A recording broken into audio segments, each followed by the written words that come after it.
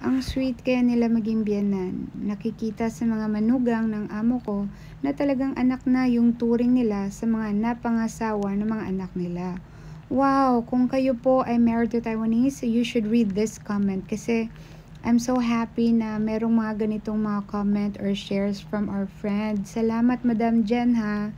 Kasi dito tayo nagkakaroon ng neutral opinion tungkol sa kultura at people here in Taiwan. Now, maraming mga bagay na hindi natin alam. Isa na rito ay yung mga mother-in-law na talagang maayos sa kanilang mga daughter-in-law, regardless po kung ano ang kanilang nationality.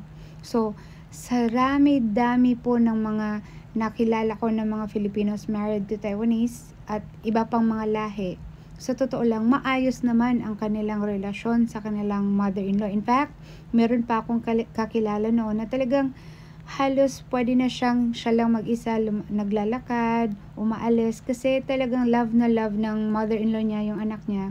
So, hindi na niya kailangan magbayad pa or ano, talagang volunteer talaga yung mother-in-law niya na mag-alaga sa anak niya. So, ang dami kasi dito, issue number 1 is yung pag-divorce dahil sa pangingialam ng nanay.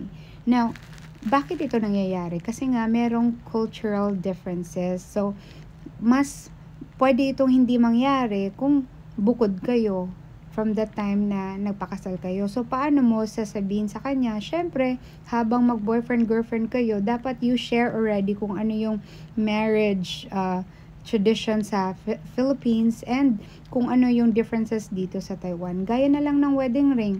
Sa atin, 'di ba, akala natin yung wedding ring talagang ang lalaki bibili or sabay kayong bumili. Pero dito sa Taiwan, kung hindi nyo yan napag-usapan, maaaring wala kang wedding ring. Kasi nga, ang alam dito sa Taiwan, the old tradition is that ang babae bibili ng ring para sa lalaki at ang lalaki naman bibili para sa babae. So, that's the old ways. I don't know now kasi syempre napag-uusapan na naman lahat. So, this is one thing. And tungkol naman sa mother-in-law, kasi para nag-segue tayo, no? Tungkol naman sa mother-in-law, sa tingin ko, dahil nagkakaroon ng misunderstanding since nasa isang bahay kayo. Sabi nga nila, iisang reyna lang sa isang bahay, hindi pwedeng dalawa. Syempre, magkaiba kayo, di ba? So, kung nakabukod kayo, o di kaya napag-uusapan nyo na maigi yung kultura ng mga Filipinos and Taiwanese, mas hindi kayo magkakaroon ng issue with your mother-in-law.